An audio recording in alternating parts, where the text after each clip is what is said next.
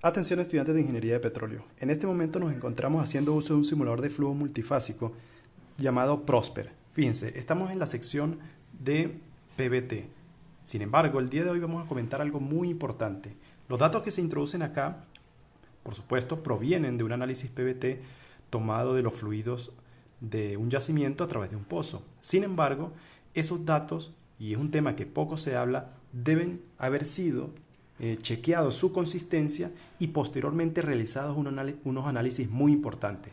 Hablemos específicamente de que esos datos que nos proporciona la empresa que realiza el análisis PVT, que toma la muestra de fluido y lo analiza en laboratorio, nos entrega a los ingenieros de yacimiento y al nosotros tener que usarlo para cálculos de volúmenes originales o como por ejemplo en este caso construir un modelo de pozo en un simulador de flujo multifásico o en un simulador de yacimientos, modelar dinámicamente un yacimiento, tenemos que introducirlos pero con certeza de que van a representar las condiciones de los fluidos del yacimiento. ¿A qué nos referimos entonces? ¿Qué debemos hacer con estos datos para que sean confiables? Inicialmente tenemos que probar su consistencia.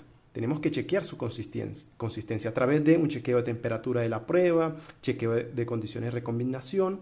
Tenemos que también hacer pruebas de función Y, densidad, desigualdad, balance de materiales. ¿Por qué tenemos que probar la consistencia? Porque esos fluidos pueden haber sido contaminados y entonces el comportamiento PVT, nosotros a través de análisis como de ingeniería inversa, podemos verificar si en efecto hay valores erróneos.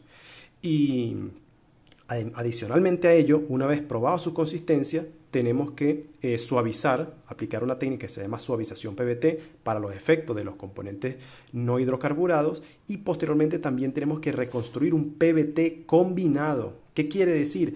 Que los datos PVT fueron obtenidos a partir de pruebas de liberación diferencial e instantánea.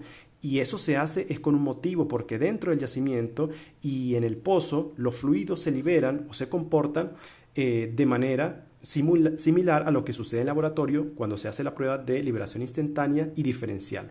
Diferencial en el yacimiento e instantánea cuando el gas está en contacto siempre con el petróleo. Y diferencial en el yacimiento porque el gas al ser liberado por el petróleo, mayor velocidad, mayor movilidad, entonces entra más rápido a los intervalos cañoneados y es como si se separara. Entonces, los datos que nos proporcionan los análisis PVT vienen por separado.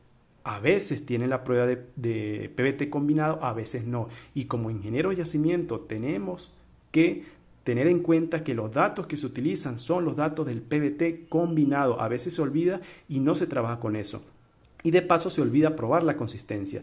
Y específicamente un problemón que se puede armar es cuando trabajamos con simulación numérica de yacimiento. Cuando estamos construyendo modelos dinámicos resulta que la ecuación diferencial parcial no lineal, la ecuación de difusividad, ella tiene en cuenta las propiedades PVT, por supuesto, para el flujo de fluido del yacimiento. Y como es una ecuación tan compleja, debe garantizar el balance de materia.